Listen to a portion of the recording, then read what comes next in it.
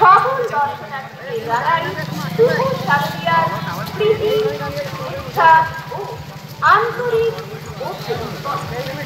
পরিষ্কার পরিচ্ছন্নতা বজায় রাখুন, বন্ধকের চারপাশে ময়লা ফেলবেন না, নির্ধারিত ডাস্টবিন ব্যবহার করুন। বাচ্চার দায়িত্ব আপনার নিজের।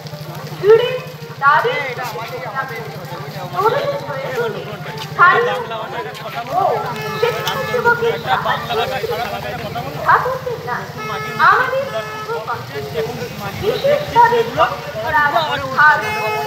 বিশেষভাবে একটা নিউজ করে আমি বলছি আমি একটা নিউজ করবো না, তোমার নিউজ দিতে হবে। এটা আমার হারলো খবরটা শুনলাম